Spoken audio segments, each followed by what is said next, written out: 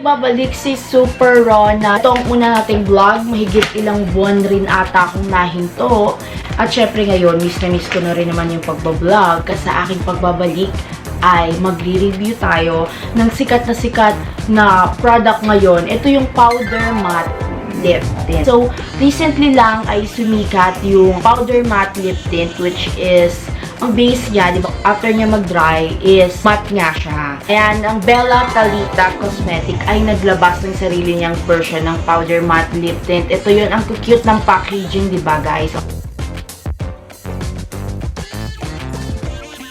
Ang maganda rito sa packaging mismo na Talitha, kasi para siyang binasa dun sa PERIPERA Ink na isa siyang sikat na Korean makeup brand. Parang ito yung version natin ng PERIPERA dito, diba? Ito ang PERIPERA ng Pinas. Kasi ang ganda talaga ng packaging niya, guys. Kasi ayan, mala PERIPERA Ink.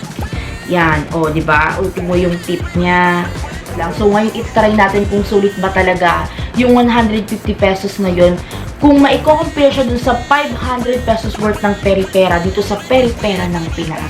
Ito ang ating Talitha. Meron silang 8 shade. Pero dahil na-excite ako, ito muna yung inuna ko. Kasi dahil nga, trending ngayon itong powder matte lip tint. I'm so excited.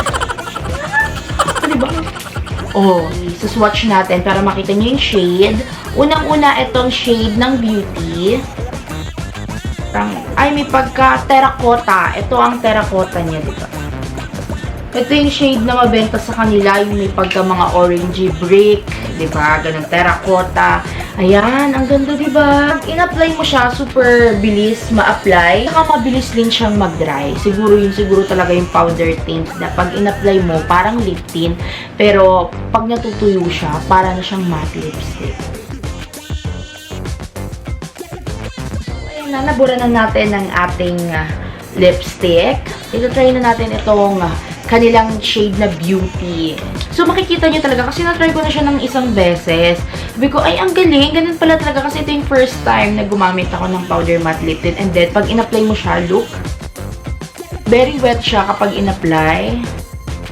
Pero, pag ginanyan mo agad siya, tuyo agad siya, diba? Ay, ang ganda nitong shade na to. Ang ganda. Isipin mo, isang apply ko pa lang nun, pero yung pigment niya, yung color payoff, ang ganda. Hindi OA. Pag nakita nyo siya dito, diba, parang super, ay, sobrang, naman, pigmented ng kulay. Parang pag in-apply, biging liquid lipstick na, pero hindi, I swear. Oh, hindi siya liquid lipstick kasi super liquid, hindi siya thick yung consistency niya. And so, next naman natin na shade ay etong Glory. Ito yung may pagka-brown. So, napakadaming shade na pwedeng pagpilian, diba? Ang ganda ng kulay.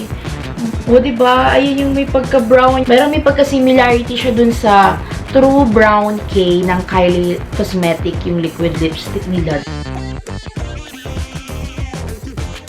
Ayan, nabura na natin. So, ito try na natin itong shade ng Glory. Ayan na. O, diba? Bitchesa. Diba? Mabilis siyang ma-blend. Ay, ang ganda. Ang ganda. Parang talaga siyang True Brown K ng Kylie Cosmetics. Pero, sobra kasi nun mabigat sa lap. So, next naman natin na shade ay etong Royalty. Ayan. So, apply natin siya. Ayan. Ang ganda. At saka, by the way, guys, ang kanyang scent ay bubble gum. So, bango, ang sarap.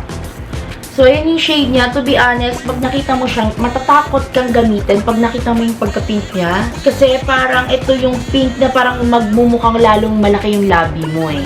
Ganun. So, ayan, nakakatakot yung kulay ng pink niya. So, let's see kung iba yung magiging dating niya sa labi. So, ito na yung Royalty. Ito yung may pagka-Barbie pink.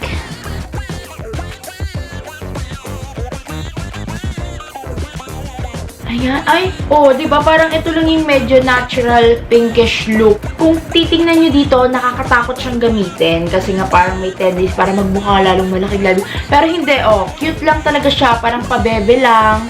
Bagay siya siguro sa mga warm to lighter skin tone. Pero kapag siguro dark yung skin tone mo, hindi na siguro siya babagan. Okay guys, ang next naman natin na shade ay itong shade na Fate. So, anong itsura ni Fate?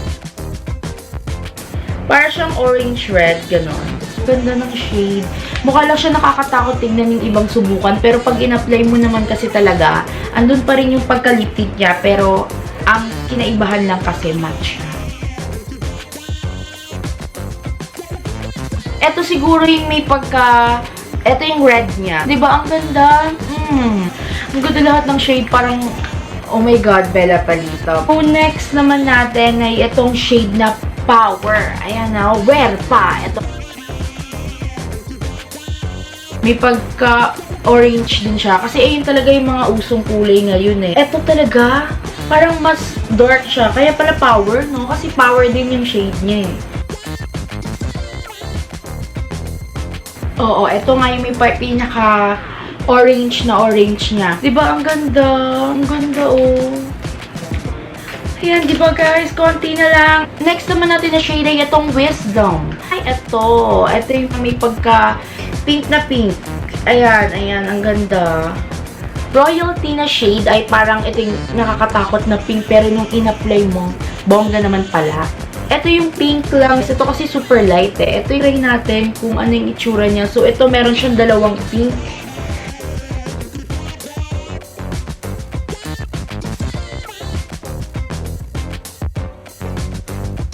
Ganda. First one, itong light pink na to. Ang skin tone na I think babagay sa kanya ay siguro lighter to warm skin tone. Pero ito, I think kaya niya kahit hanggang light to dark skin tone. Darker than this one kasi ito masyado na siyang light. Kaya kanina nag-worry ako kung babagay ba siya sa akin kasi di ba nga yung pag super light pink, nagbumuka lalong malaki yung labi. Ang ganda nito. Guys, ito na ang ating pinaka-last na shade. Ito yung shade na Passion. Ito yung una kong na-try. Ang masasabi ko, ang ganda nitong shade na to. Parang ito talaga yung pinaka-perfect universal shade para sa akin. Itong shade na Passion. Parang ito yung kahit na sino, babagay talaga tong shade na to. Itong Passion, diba? So, ipapakita ko sa inyo. Buburay natin. Let's apply it para makita nyo kung bakit siya naging universal for me. O, diba? As in talagang universal talaga siya.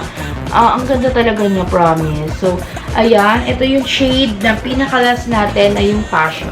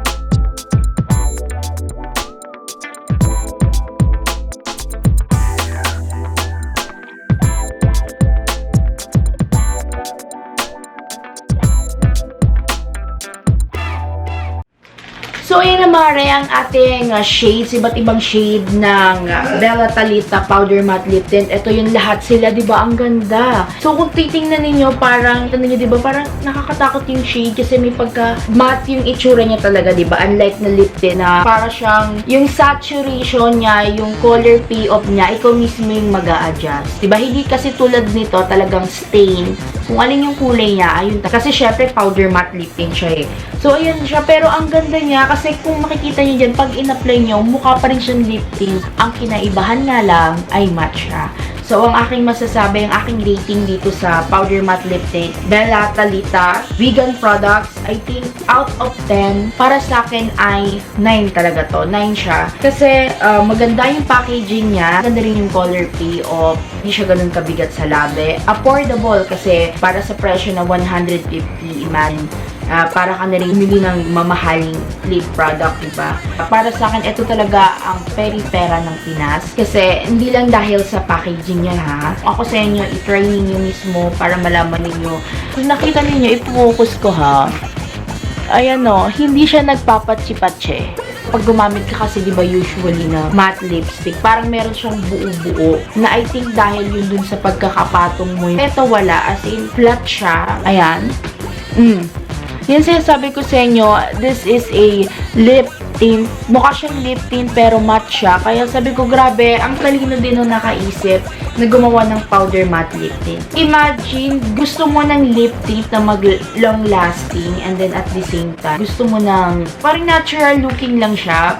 Kasi nga hindi siya mukhang dry. Kasi yun kasi yung purpose ng lip tint eh, di ba? They want to look natural, so we use lip tint. Kasi yun lang yung pinaka-natural. Kasi pag nag-lipstick ka, ay halatadong may lipstick ka. Kasi may iba't ibang klase ng lipstick. Merong cream type, matte, meron din yung mga ngayon uso na velvet, di ba? And then sa lip tint kasi, ito yung liquid style ng lip product. Hindi siya mahirap i-apply kasi mahirap mag-apply talaga ng matte lipstick eh. Kasi once na nag-apply ka ng matte lipstick, kailangan even, kung hindi magpapatsi-patsi siya. Hindi katulad nito na pag in-apply mo siya ng liquid siya, since liquid, di ba? Kasi lip tint pa rin naman siya. Pag in-apply mo siya, hindi siya magpapatsi-patsi kasi iganon mo lang siya, yung labi mo, and then magsispread na talaga siya evenly. So, parang hindi talaga makakasave ka ng oras, diba?